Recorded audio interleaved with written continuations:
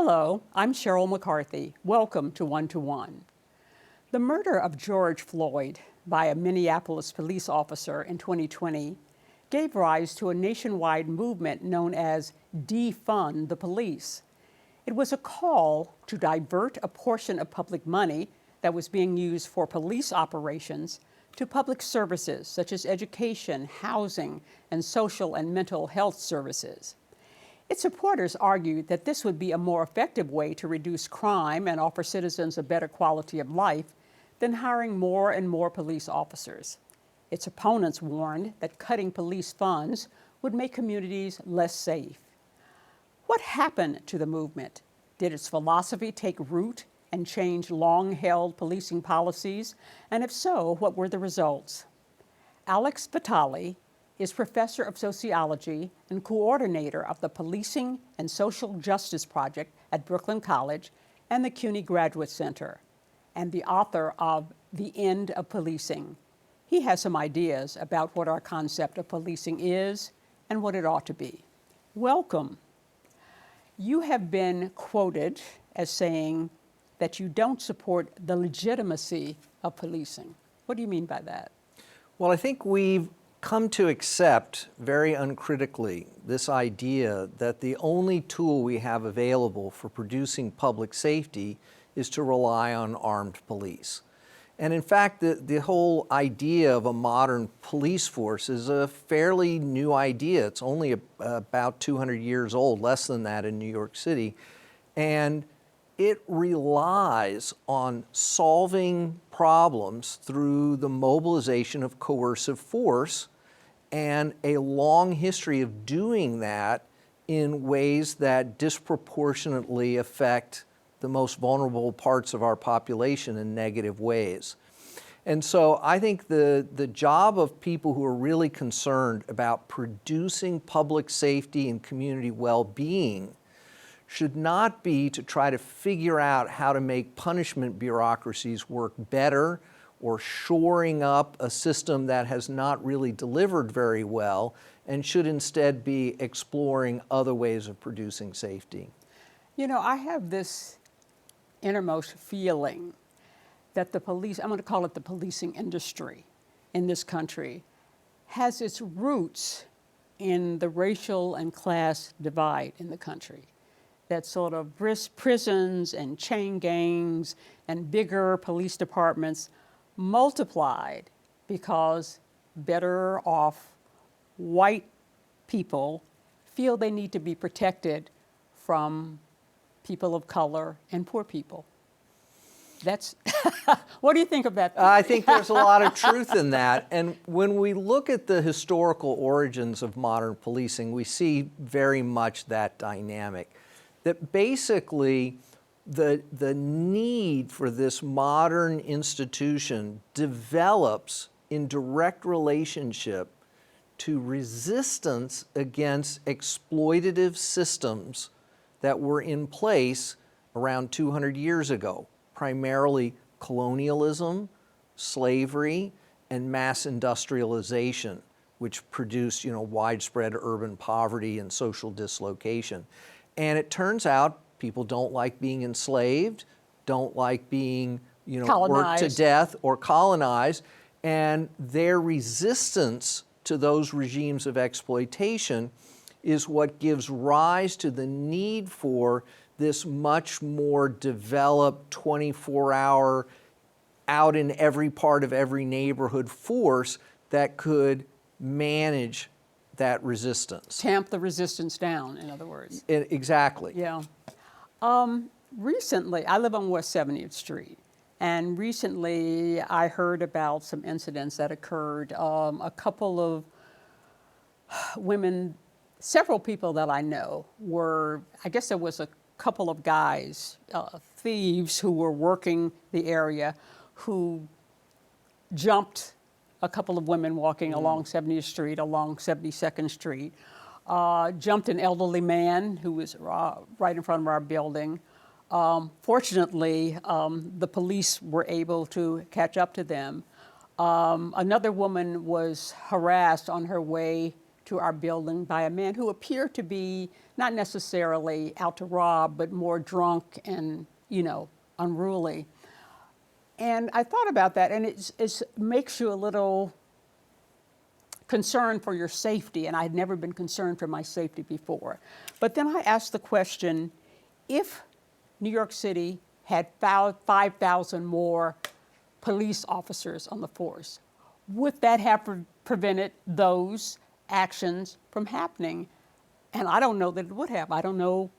What do you think about that? Yeah, so it's complicated to sort through this. So first of all, when we imagine like the police as the solution to something, the first thing we should be asking ourselves is there really clear evidence that an increase of policing will make some substantial difference in this issue? I mean, we already have a massive police force. How many? Well, around 35,000 officers. It's one of the highest numbers per capita in the country of officers. So we have a massive police presence. And I'll just add, there's like an additional 30-something police departments that operate in New York City, from the postal police to the FBI to the MTA police. So the actual number of police is significantly higher than that. And we find that, mostly police have very little to do with serious crime. They mostly manage low-level disorder, disputes, noise complaints. The estimates are only about 5% of what police do has anything to do with what we consider serious crime. The other question we got to ask ourselves is, what are the costs of handing these problems over to the police to manage? There's the obvious financial costs, which are huge, billions of dollars. I mean, police contracts were a major contributor to the city's fiscal crisis in the 1970s, for instance. But also, this enactment of policing also has negative physical and mental costs for the populations that are policed. We know that heavily policed communities have lower educational attainment rates, higher levels of mental health problems, higher levels of stress disorders, feel politically disassociated from society. So there are real costs that we have to balance in this equation. And the third is we have to think about, is there really no other way we could begin to address some of these problems? We know, for instance, that a huge amount of property crime is driven by the need to get money to buy drugs. Estimates are over half of property crime.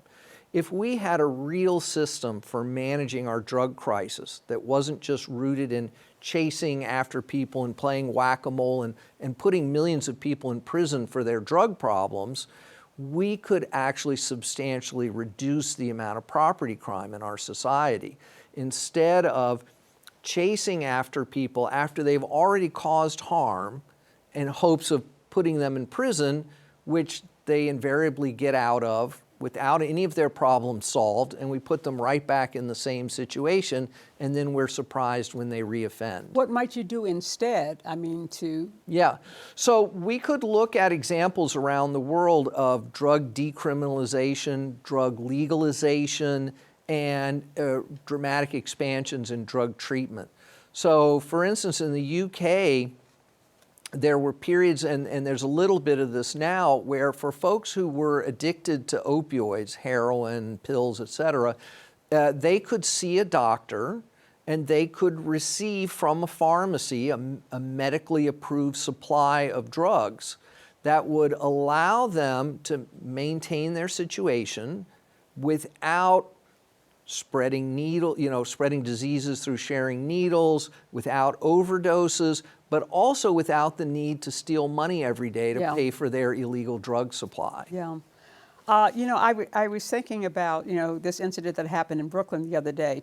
Poor Timothy Brown, who was a security guard, was arrested, I think, in a liquor store by a couple of cops who thought he was somebody who had sold crack earlier in the day. And they tried to arrest him. He resisted, of course, because he wasn't that person. And they wrestle him to the ground and they kick him and they throw him up against a glass window. It was just a horrible situation. And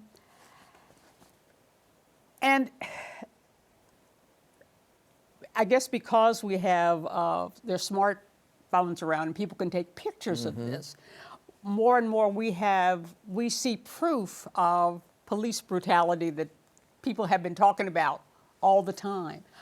And I wonder, have police become more brutal in their tactics in recent years? Do you think that has happened? No, I don't think so. In fact, we know, for instance, that the NYPD shoots far fewer people than they did in the 1960s and 70s, that through a series of firearms control policies, they were able to actually significantly reduce shootings. You know, the policing in general during that period was suffering from a real legitimacy crisis across the country, and so they really felt the need to reduce those shootings, and they did. Yeah.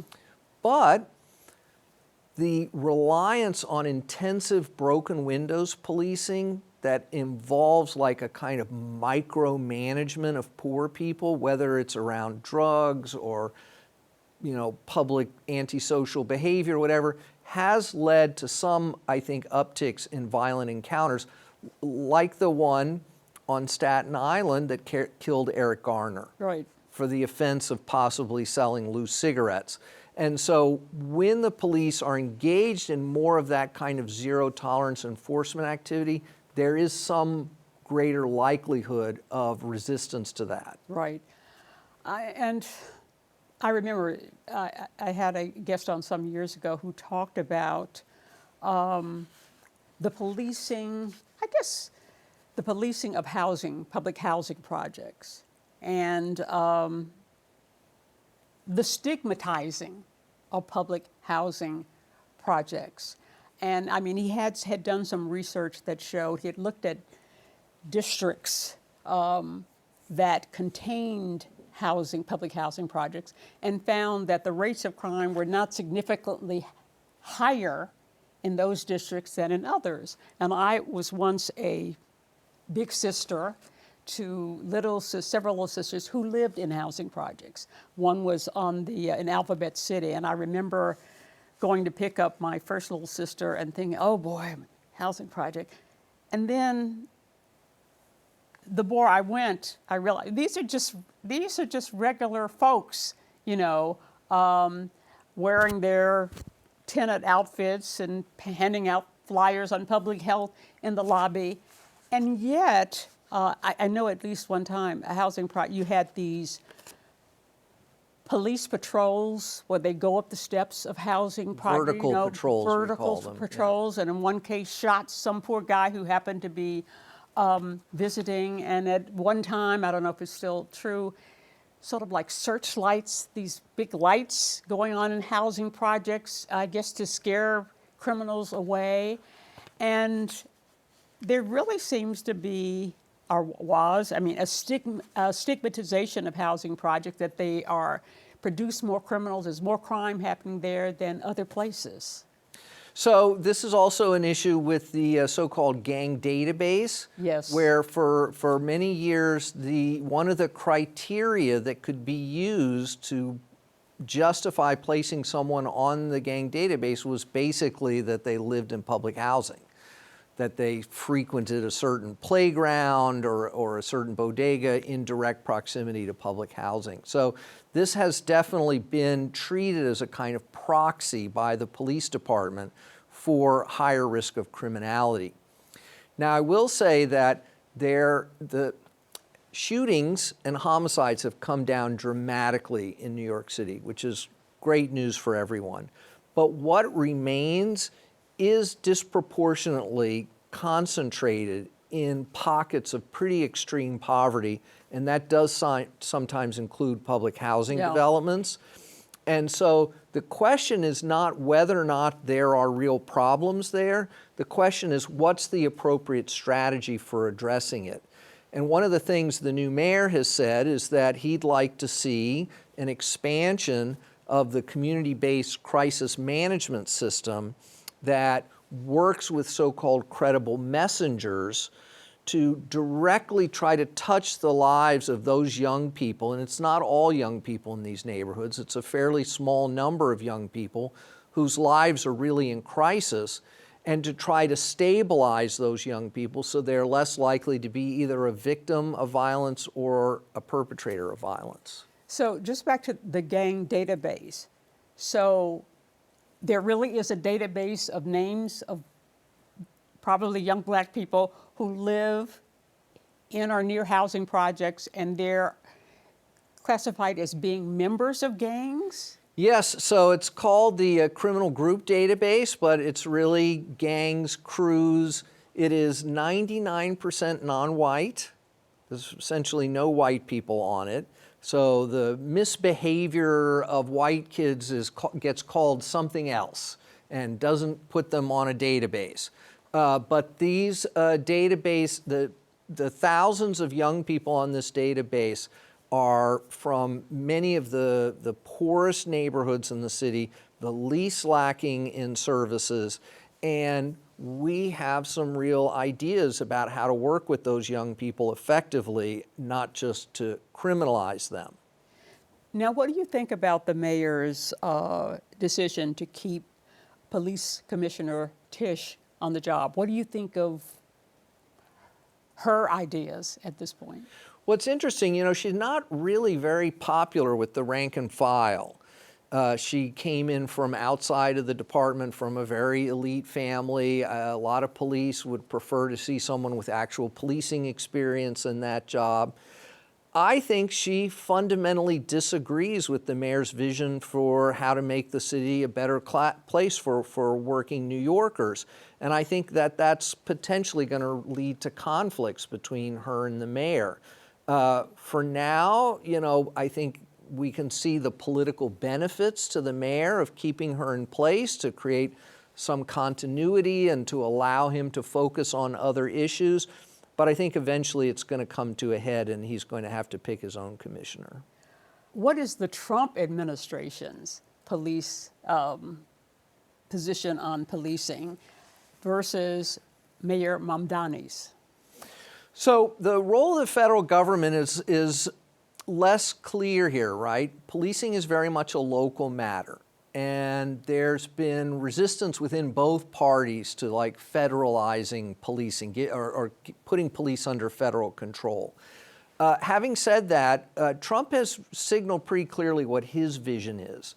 In his first administration, he had what was called Operation Relentless Pursuit, in which he picked a half a dozen democratically controlled cities and said, we want to flood your city with federal agents because the problem of your city is drug cartels and gangbangers, not federal disinvestment, deindustrialization, growing inequality. And that was his way of distracting people from his own administration's failure to do anything to support cities.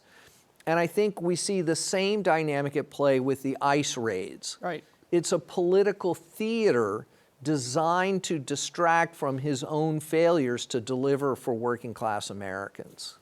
And he seems to have embraced the brutality that we have seen in those raids. I mean, it's pretty awful, you know, the way you see those ICE agents treating mothers and people who were on their way to immigration court. And I would wonder if that would spill over into the way police officers behave.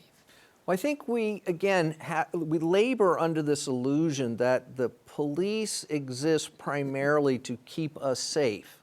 But what we see so clearly in this situation is that the police are being used to stage a kind of political theater at the expense of public safety and well-being. So they're really being misused. They're being misused, but this is so often the case, whether it's the war on drugs or the criminalization of homelessness or the xenophobia of the deportation machine.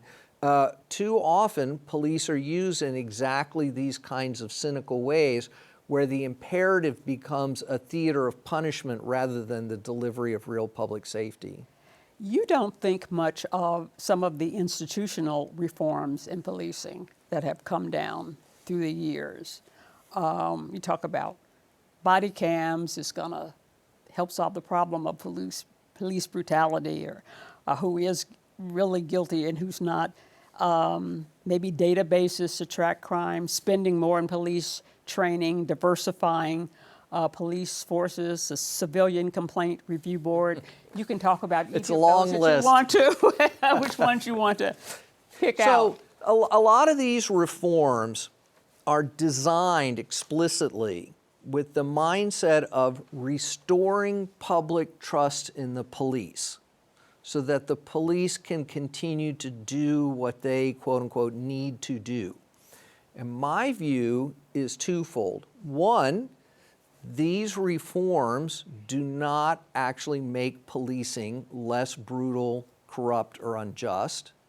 And second, instead of wasting our time, money, and political capital on these failed reforms, we should be investing in evidence-based strategies to produce public safety that doesn't involve shooting unarmed civilians, racial profiling, corruption, and all the rest. So the fact is that when we look at these reforms individually, body cameras, civilian complaint review boards, they haven't delivered. The research is very clear. In fact, body cameras, the research was really very strong that it was not making policing better, but police departments adopted it anyway to do two things: to give the appearance that they were doing something about misconduct, but also it turned out because they were using it to collect evidence on people. And I will have to say here at the City University of New York, the administration has just wasted millions of dollars giving body cameras to CUNY security guards. Really? And the primary motivation, I think, is so that they can better collect evidence on members of the CUNY community engaged in First Amendment activity. And so it's very distressing that in a period of budget austerity, there's always seems to be millions of dollars for CUNY security and to give them new technology when it's really not clear what public safety purpose they're really serving. I visit universities all over the world on a monthly basis, and almost none of them have the kind of closed, security-driven campuses that we have, including in major urban centers all around the world. You don't have this heavy security infrastructure, and I think it's a real misuse of public funds. Now, New York has seen a huge drop in crime over the last 20, I remember I think it was 1989, more than 2,000 murders in the city, and now it's down to maybe 300 a year. It's a huge, huge drop. Massive. So what caused that if we're looking at improving public safety? Well, the short answer is we don't know. Now, every local mayor, every local police leader, when the crime numbers are down one year, they of course want to take credit for that. But one of the things we know about the crime drop is that it's an international phenomenon. It's not unique to New York City. Mm-hmm. It is not even unique to the United States. And the idea that something that the NYPD did is the explanation for why murders are down in Nebraska doesn't really hold water. So it's clear there's been some kind of radical cultural shift around violence in our society that is incredibly positive, and that it is spilled over to car theft and burglary and a whole host of crimes. And no one really is going to be able to give you a definitive answer about why this is happening. One suggestion I've heard just from average New Yorkers is it's immigrants. They moved here because they wanted to be here, and they're not interested in shooting up the place or tearing it up, and that they've had a positive influence on lowering the crime rate as opposed to what our president says. Well, it is certainly true that immigrants commit fewer crimes than native-born Americans. This has been well established in a lot of different parts of the country through pretty in-depth research. There are some other interesting theories out there. The emergence of really high-quality video games seems to be associated with this shift. And when I asked my own students, 20 years ago about, well, where are these young people who were committing all this crime? They didn't get jobs, they're not in school, the data shows that. Where are they? And they said, well, they're sitting on someone's couch playing video games, smoking marijuana, and that means they're not out shooting each other or stealing cars. We have about a minute left. I want to ask you, do we need to come up with a new name for policing?